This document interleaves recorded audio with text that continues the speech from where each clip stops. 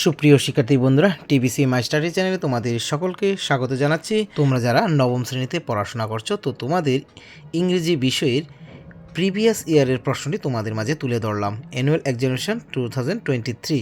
তো তোমরা এখানে দেখবে সর্বমোট 8টি পেজ রয়েছে। তোমরা এক নজরে সব প্রশ্নগুলি দেখে নেবে। এই প্রশ্নগুলি পরীক্ষার জন্য খুব গুরুত্বপূর্ণ।